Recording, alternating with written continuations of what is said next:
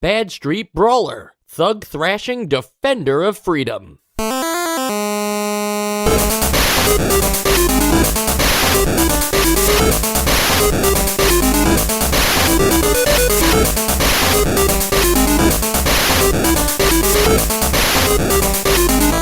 And welcome to Nostalgia, a chronological exploration of every NES game released in North America. I'm Mike. I'm Sean. And I'm Joe. You know, the title is kind of unclear here. Are you fighting on Bad Street, or are you just bad at street brawling? I think it's Bad Street, like Skid Row, whatever the other names for violent neighborhoods could be. Yeah, this is Bad Street. See, I'm not even doing a bit here. I actually thought it was something different than either of those things. I thought that you were a street brawler, but you're like a bad street brawler. Like you're like a bad dude. Like okay, dudes. like a bad enough dude. Yeah. Yeah, you're a bad enough dude to brawl on the streets. Anyway, Bad Street Brawler is a beat 'em up, and I feel like that's that's all you really need to know in terms of like overview for this game. But there is a lot of substance in the manual. It's not communicated too well in the actual gameplay of it because it's just a basic arcade beat 'em up. But the manual sets up like this guy Duke that you play as, and he has a whole reason for being on the streets, taking on these. I don't remember the name of the gang. Do either of you? No, I don't. I just know that he wants to clean up the streets. Yeah, he does want to clean up the streets, but there's like two sides of this for Bad Street Brawler. There's like the guy who is invested in the manual and this blonde-haired dude named Duke. And then there's like the game and like who in 2022, like you're not the person who's getting the whole package of buying the game or looking at it in the toy store first and being like, man, I want to be like this guy, right? I want to take care of business and beat all the bad guys off the street. You're just playing this game. You're just starting it up. You're greeted with the menu. This is like the one menu screen or just intro screen that I had never played the game, but I just it's in my head as one of like the most iconic like NES screens ever for some reason. Like that not really cool dude that's supposed to look cool. I feel like I see that everywhere. When talking about retro games, like, is this like a cult hit? This guy looks like Neil Patrick Harris, right? And that's not somebody that I think is going to do like a great job cleaning up the streets. I just appreciate that he's looking pretty like, oh, don't mess with me, or don't mess with don't lead a life of crime, but he's also just wearing a vest and short shorts, and it's very funny. I don't know. I wasn't sure, first of all, if this was intentionally funny, because it kind of came off as it was, but I've never seen King of the Hill. But, yeah. But this guy gives me, at least on the menu screen, it gives me real King of the Hill vibes.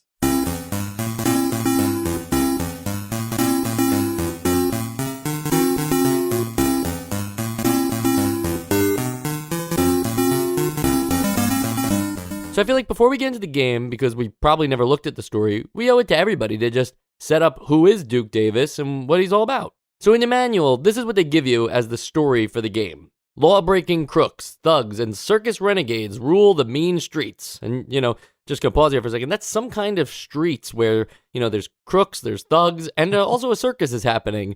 But here we are, and it's a real zoo out there. The city is unsafe, and the good citizens live in constant fear. You are Duke Davis, former punk rocker and the world's coolest martial arts vigilante. You are a lean, mean thug thrashing machine returning to your native city streets as the ultimate defender of freedom. There's evil waiting behind every bush and danger lurking behind every corner. Look out, it's up to you to send the bad guys reeling with furious fist and foot bashing action. It's nonstop martial arts madness. Nail the no-gooders today and watch the street savages scatter. I don't know about you guys, but I just read the whole thing, and I feel like that could have been 3 sentences. Yeah, you're fighting bad guys. Yeah, 1 sentence. There you go, Joe. You did it. Is it just, I feel like it's all just there to justify that they have all these assets for just circus people, and they didn't know how to fit it into why you would be fighting them. Yeah, they were working on a Ringling, Barnum, and Bailey circus game, Yeah. and that just got canceled, so they had to work it into their beat-em-up game, which happened to be this. But you know what's funny is, like, now that I've read the story, I kind of realized, like, oh, it didn't matter whether you read the story or just play the game. You get the idea. Yeah, I'm thinking that maybe like even this paragraph, maybe I'm too optimistic because I've grown up in this time period where we parody things more. But I like looking at this as an intentional parody, and that makes it really actually kind of funny to me. But I'm sure it wasn't. You know, how does this fare as a beat-em-up? Like, we don't need to get into the specifics of anything. What stands out about this game? What works for this game? Like, the most generic of levels for you guys. What's going on here? I think if as far as something that works for this game, I'll start with that because I have plenty of other things. I will say a good thing about this game that I noticed right away is like the fluid movement. Now, that's not the controls. I think there are a problem with the controls, but the actual motion. I don't know why so many other games in this type of genre, or even not even just beat 'em up, but like these side scroller, even like platformers, can't really nail the like smoothness of just walking. That doesn't feel really stiff. And I thought that actually was right off the bat, probably the first thing I noticed, something that felt good about this game. That's true, but it also sort of like it doesn't have that typical not heads up display, but like the it doesn't give you anything to tell you like, okay, it's cool to move forward now. Because like there's gonna be enemies that come, and I think after a while you'll thin them out so that the only thing that you can do is move to the right. But like it doesn't really communicate that well, like what's locking you from continuing to move forward. And you could just like spend all of the precious seconds that you have like pretty early in the game, and so you're not even testing out how fluid the walking feels or something like that. Sorry, I'm getting kind of deep into this one little thing too early, but I just felt like that was one of the main things that I hung on to playing this game. It's true though, Sean, because it's like two different forms of progress in each of these stages for a beat 'em up, right? Like there's the timer that is constantly ticking away as you play through the level, but then there's also the moments where you're like locked to the screen versus, you know, the moments that you can just proceed on with. Like, I'm not going to deal with this guy because time is also very valuable. You don't have a way to gain more time, so you do have to try to beat these levels as fast as possible. I don't know if they ever give you more than like 100 seconds. I admittedly didn't beat the game, but 100 seconds is not a lot of time when you're trying to take care of enemies. So it's really like a balance in terms of, you know, what we know about beat 'em ups, because beat 'em ups are usually either you must defeat every enemy on screen or you must find a certain thing to then like get the progression to move forward. This one chooses a mixture of time and scrolling to indicate how far you're moving. They have that on the UI. These like what I'm gonna say are just like phone booths. I think they're buildings. Yeah, and they tell you how far in the stage you are, but you know, I don't know if this is like the best indicator because like what is the measure of, you know, like one building, one screen? Is that like, you know, is one building two screens? How do you know? Yeah. How much more distance do you have to go compared to time? I didn't find myself finding that either useful or referring to it that much. Yeah, I referred to it just in the sense of like how like am I getting close? You know, seeing okay, I only got like 2 things left. I know that like I don't have to manage my time so closely because I'm really close to the end, but I'm assuming that just like somewhere in the game's programming, it's just set that like when you get to this point in the stage, the screen will lock and a boss will come in, and yeah, there's no way for you, the player, to know that, so you just kind of got to deal with it when it happens. Yeah, because I had, you know, the muscle memory of playing other beat 'em ups, and so I was approaching it in the way of just like, oh, if there's an enemy, you've got to defeat it. And that ended up with me, like, you know, running out of time all the time. So then I had to just train myself to just always be testing the right bound. So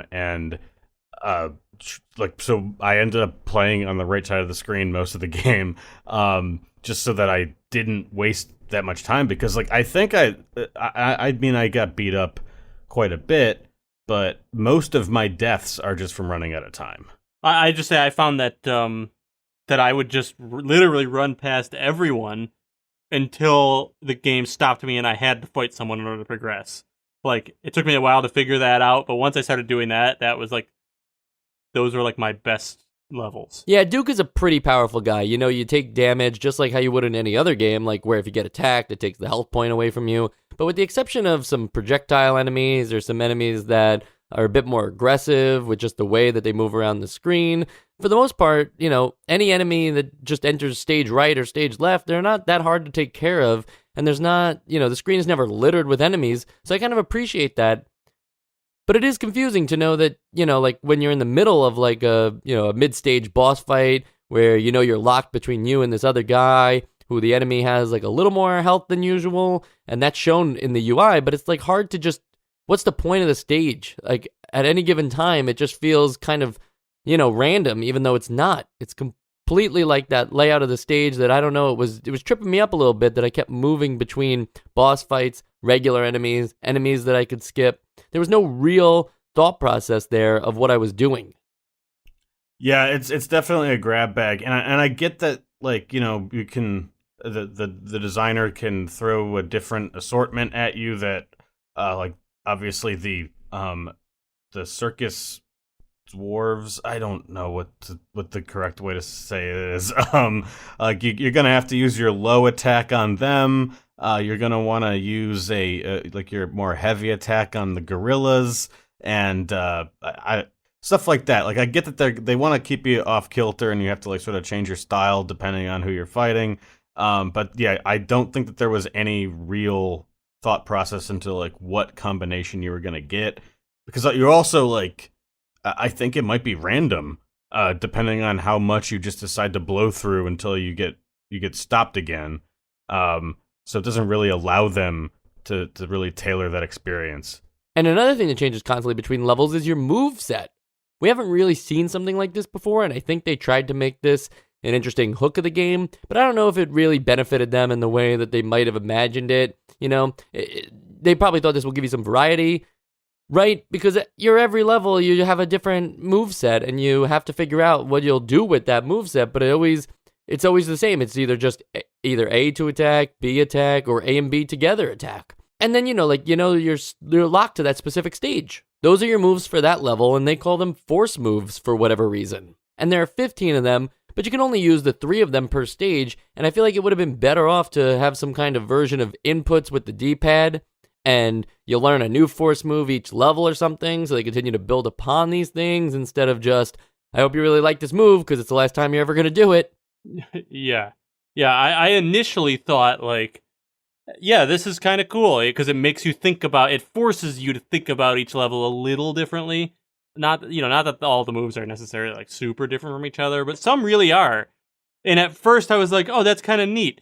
But it did very quickly get old that, like, well, it felt like I should have been gaining some progress and, like, yeah, gaining these moves, or even, like, I mean, this is now just me putting together, like, a wish list of, maybe this would just be a different game, but, like, even if there was just, hey, here's the combination from level 1, here's the combination from level 2, now you can pause it and select one of those combinations. So it's still a little challenging because you can't ever use, the roundhouse kick with the trip move because they're on different sets or something. So you still have those, like, that way where you have to strategize in that sense, but, like, you feel like you progressed and you gained these moves and you can, I don't know, it feels too arbitrary that it's just throwing something else at you. Like, I like the idea of it, but I think something else needed to be done in order to make it an interesting, like, fun thing. Well, to sidestep real quick, one thing I want to point out is that I really do like the presentation of how this works. Like, between each level, you get, like, into a little training room and you can experiment with the moves you're going to use in the next level on a punching bag. And I just appreciate that little, like, here, get your bearings time, and how that's sort of, it's almost a thing to look forward to, because it did kind of drive me to get to the next level, because I'm like, oh, what will the next moves be? Like, I want to see if they look cool or if they feel good. So I like that part. But when it comes to, like, how it slices it up, and you only get these 3 moves for each level, and sometimes, like, you'll get like the trip again, or you'll get the ear twist again. One thing I think they could have done is just have, like, one of the lighter, because they do have different damage outputs, have one of the lighter attacks be like a short press, and have a heavy attack be a long press, and then you could maybe throw in the directional stuff, like maybe stay away from up because that's jump, but everything else is fair game. And they probably could have fit most of these onto the controller by the end of the game. But yeah, you're right. Like the way it is now, like there really can't be any strategy because you don't have all the pieces on the board at once. Yeah, and I think it does add some kind of variety just in the types of moves you do, but there really isn't, if you think about it, any difference between the level where you can punch versus the level where you headbutt. Like, it's doing the same exact amount of damage, and you know where it hurts. The enemy is still, like, the same placement, so it just looks different, right? No, I noticed a few, like, differences in that stuff, which is where I thought this has potential to be kind of unique and interesting. But, like, there's a trip move that, like, other moves might be like a low sweeping kick or just a low kick, but that like the trip move, like you can kind of like hold the guy down for a minute and you like knock him down, whereas like the low kick just does damage low or something like that. That could be not exactly right, but like some of them are grapples that like don't actually do damage, just repositions them. That I find kind of useless in a game where time is so much not on your side, but that is still like differences, right? And the other one, the one that I loved, that was my favorite, was the headbutt, or like the charge one, where you lower your head and charge, because it is, first of all, a means to continue moving forward while attacking. So I could just literally ignore everyone, and if somebody happened to come out of the right side of the screen, I would be headbutting them already. But yeah, it's like Sonic's spin dash. yeah. So like, and that was fun. Although I don't know what was going on, but every time I tried this, any level where I had that would just glitch the heck out. Like, just visually, it could still play it, but like everything was messed up. Like, I don't know if you guys experienced that, because I would restart the game. Not that it made me restart the game, but restart the game and try it again. And every time I got to a level like that, it would just get like super glitchy. Huh, I didn't like abuse it, so I guess I don't know if that, if that has something to do with it. Oh, I abused it, yeah.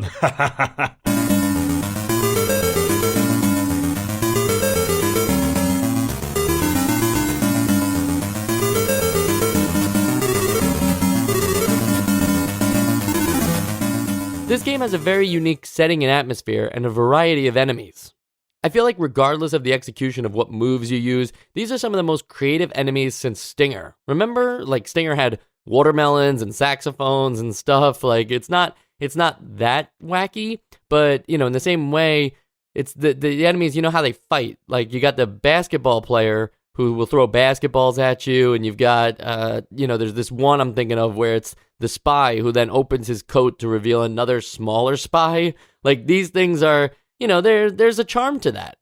And even in the backdrop of the city, like being so run down, and then the subway and the parts where it almost looks like the Wild West, even though there's no one design scheme here, it is, a little strange that the circus just kind of pulled into town the same day the city went to shit. It's kind of funny.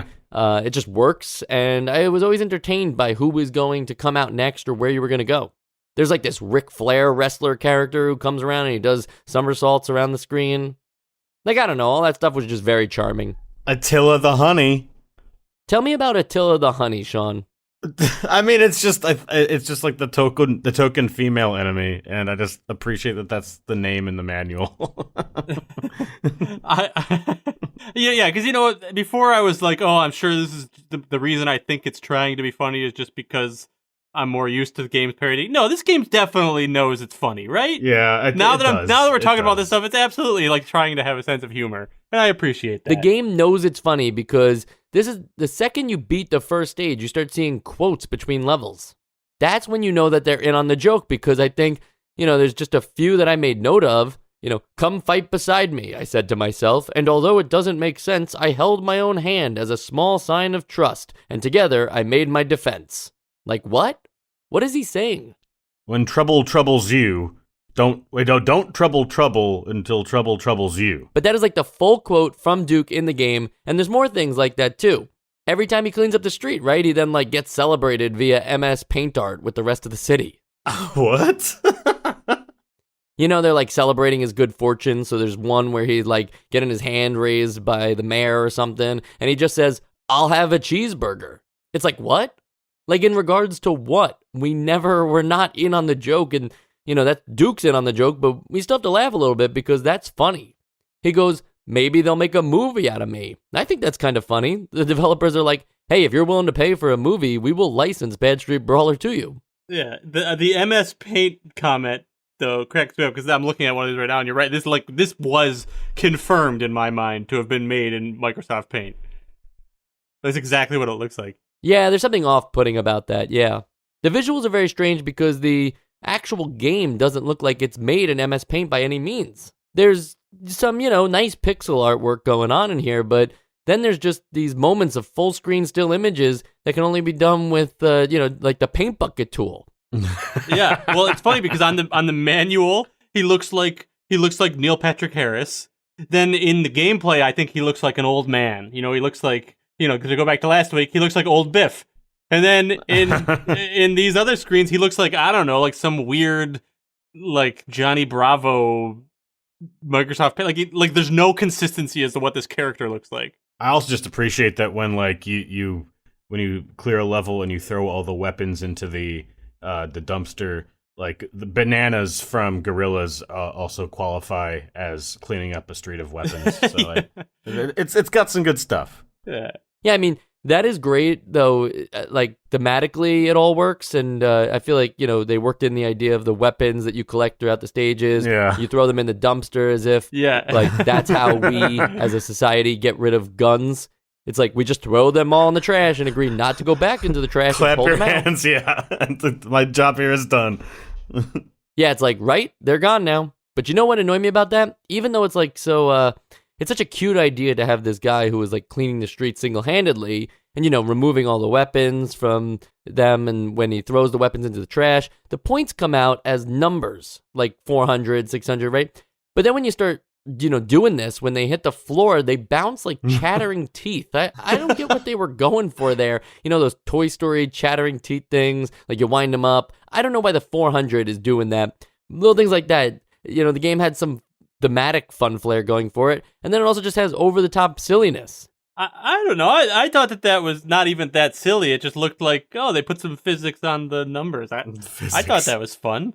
Yeah. Physics on the numbers is not silly, Joe? Well, it's silly, but it's not sillier than the rest of the stuff. A lot of times when you see, like, a title or something, they put it, like, in a movie or something, they'll put it, like, in the environment. They'll put it, like, in 3D space, and this just gives it a little bounce. I don't know. It's not that silly to me. It just gives it a little bounce. Yeah. Other ones float up and they move side to side rather than just appearing on the screen. It just gives, I don't know, it just makes it look like a thing.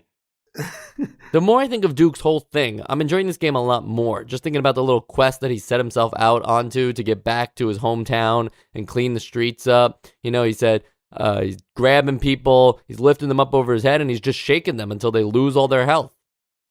I mean, that's what I would do. It's pretty much... He's really like a friendly neighborhood Spider-Man. Yeah. Without the wall climbing. Well, we didn't finish. Did anyone beat the game? Yeah, that might be the B move in one of the late levels. Okay, the end of the game reveals that the guy behind it all, the end boss, is Duke Sensei, the man who brought him up and taught him how to be the ultimate martial artist. So now you must take out Duke Sensei, who is just really like, if you thought Duke looked old, this dude is like, he's like a grandfather to somebody. He is old, and he clearly thinks that he must have taught Duke well because, if Duke's trained in the martial arts, he's coming equipped with a bazooka. He's like, I might have taught you the ways of the fist, but I have a bazooka and I'm prepared to use it. And I just feel like that's a weird ending as it is. But then, rather than get some awesome quote or some kind of ending like epilogue where Duke reunites with his high school sweetheart or something, instead it just shows him in like a car with confetti that doesn't fall but does animate in the same exact place over and over again, and he's just cheered on by people. This looks like what's that comic book with Jeremy and it does look like that, but I don't remember what that's called, Sean, so we'll just have to try to find that, and I'll link it in the show notes. But no one's going to know what we're talking about because we don't even know what it's called. Yeah, I don't know what you're talking about either.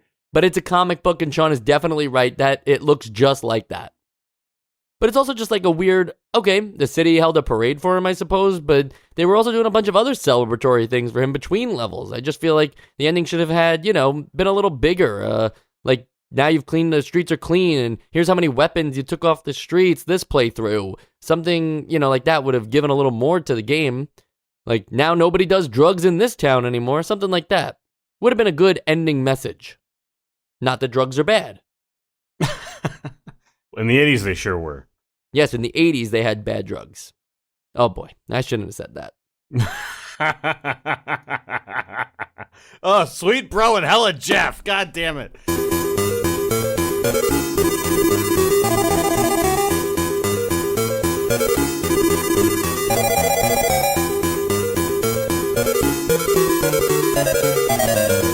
The NES version of this game was only one of 2 NES games designed to be used with Mattel's Power Glove, and unlike our attempts to try to locate a Power Pad to play the Power Pad games, I didn't even think about trying to acquire a Power Glove and play this game because I just genuinely can't think about like how that would work. Why this game? With the way the Power Glove works? The way I understand it and the way this game worked doesn't make sense. It seems like I missed out on any potential features. I still don't actually know. Like, I know that it's a controller on your hand and it's got some like design, but is it like, do you move it and there's inputs, or is it just buttons on your hand? Right, so it has like the whole keyboard on it, right? But then like you were supposed to be able to punch in the code for the particular game, and then the Power Glove would work based on that particular game. So you had to know the code of the game, and then it would change, and obviously, it's like a Mattel thing, so it wasn't, other developers weren't telling them, here's the code to put with that, and then that's how the Power Glove is supposed to work. You had to just, figure it out. And I believe the way it works is some kind of motion from your fingers, that like work with the glove. So, but we're not sure. Well, no. I feel like we need to get one. Yeah, well, I guess what I'm saying is like, that's how it's supposed to work, and it just didn't, Oh, okay. Right, so like you had to set it up. It kind of worked like how VR, some VR headsets work.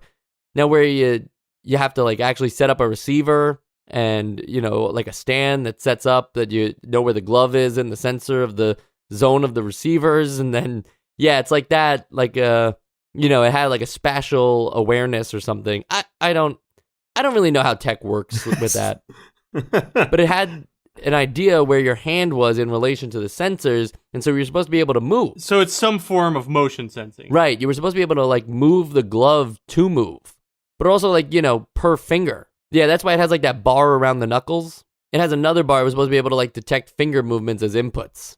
So like my index finger could be, I don't know, I might be making this up, but like my thumb could be the A button. Okay. That seems awful. It does seem awful, but I still think it's pretty sweet looking. Oh, yeah. Now, the other game that we will have to play, Super Glove Ball, now that sounds like a game that you might need the Power Glove to be useful. Some Power Pad games were only ever compatible, like, with the Power Pad, Otherwise, you had to really force yourself to either emulate it and use a keyboard to pretend like you're standing on the Power Pad with your fingers. The Power Glove doesn't require that. But Super Glove Ball, maybe it's some kind of bowling game where you need to use your fingers and stuff like that. But Bad Street Brawler just seems like a weird attempt as a starting game for the Power Glove. Yeah, because it seems so primarily designed to just be played on a controller. Like, I don't understand what would be beneficial about this glove thing. Yeah, it's just because it's like a side-scrolling thing anyway, so like your movements wouldn't really translate to like the perspective of the character. Yeah. And I couldn't find, it's definitely not in the manual. I couldn't find any information about this, but allegedly, the standout feature of why you would want to use Bad Street Brawler's path with the Power Glove is that there's some moves that can only be done with the glove, but I'm just not sure. If the manual doesn't even cover it, let alone the game doesn't ever tell you that it's time, right? The game never says, like, make sure you have your Power Glove on. Yeah, I didn't know this was a Power Glove game. Yeah, I mean, I read it on Wikipedia before playing it, but I mean, is it just like is it just like a pay to win by having the Power Glove? Is it just that easy with the glove? Like, are they that good of these special? I don't know. Yeah, you punch harder, and then like now every enemy is one hit KO. Yeah. And, looking at it now, real-time follow-up, the glove allowed you to do a special move where if you push the glove forward towards the screen, you do a special move once per stage called the glove zap. This automatically defeats one enemy. This can also be done pressing left and right together on an NES controller, which of course makes this move impossible to perform on a standard controller and making it exclusive to the Power Glove.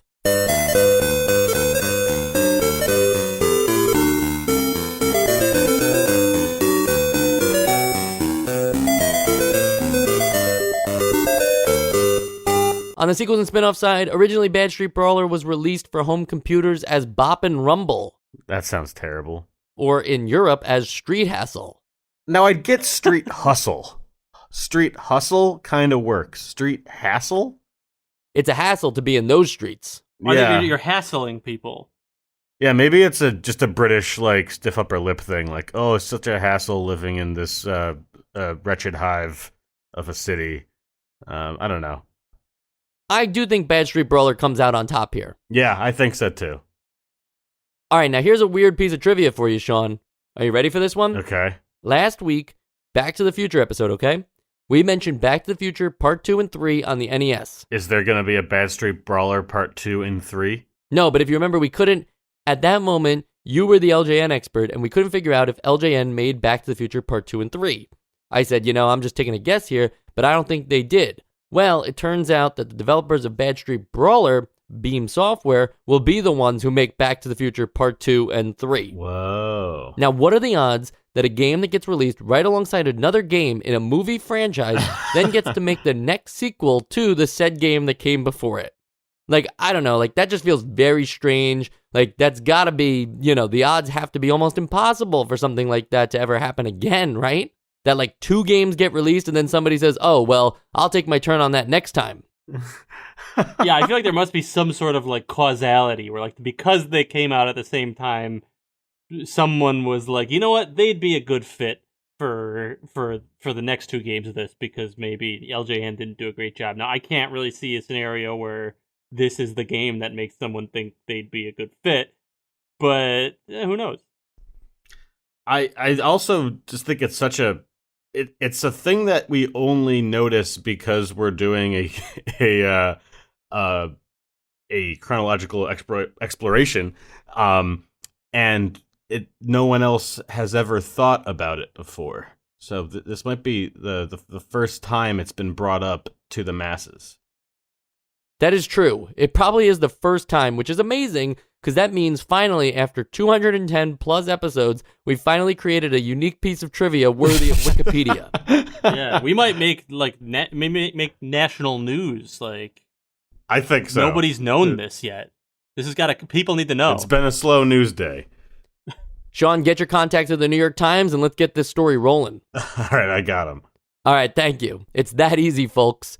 It's do you just get them and then the story gets published? All right, well, speaking of things that are easy, the last thing we have to do this show, it seems like it's going to be kind of easy today, so let's get it out of the way and do the essential games list.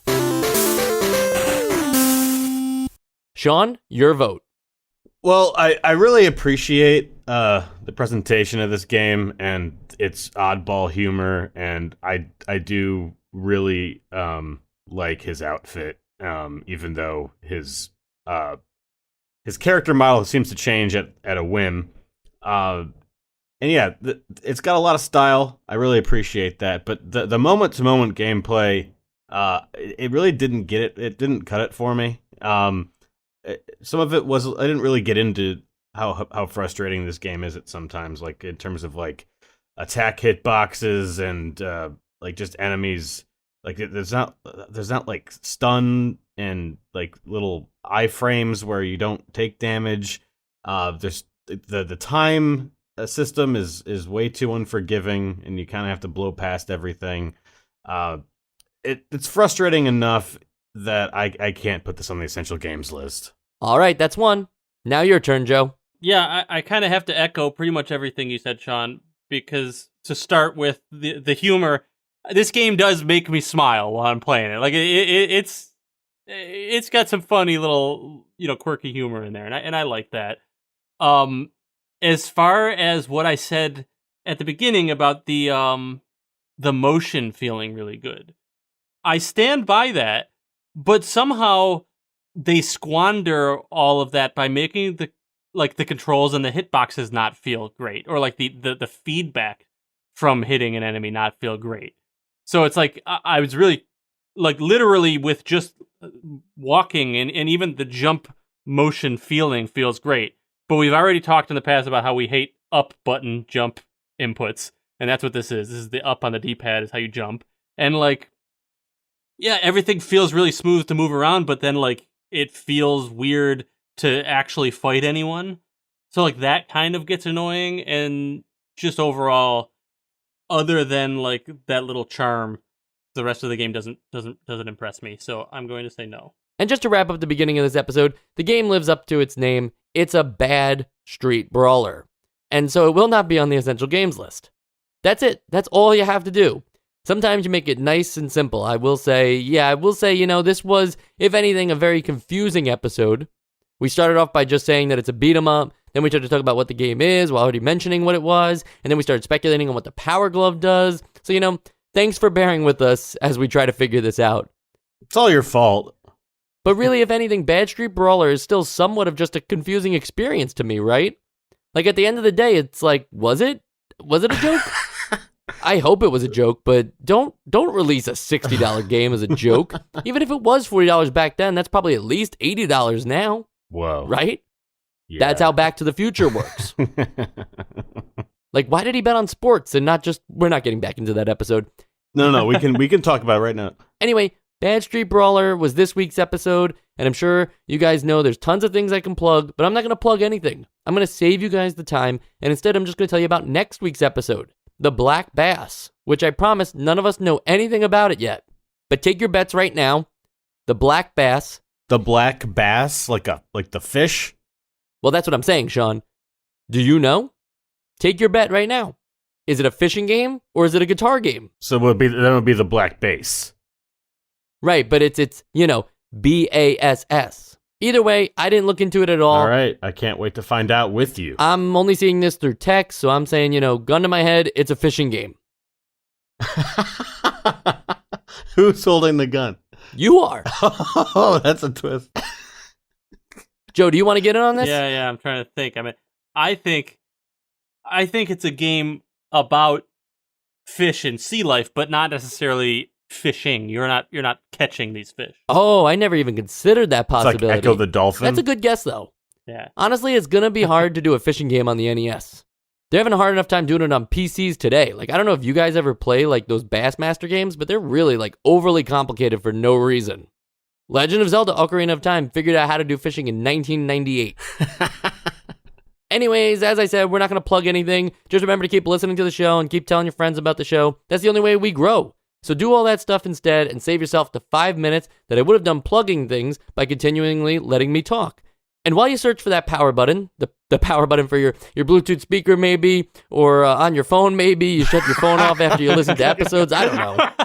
Maybe you're just done listening to the episode. That's why you bought the phone. It's like when you're like, oh, I got to get a Switch because Pokemon's coming out. You're like, oh, nostalgia's coming to phones. I got to get a phone.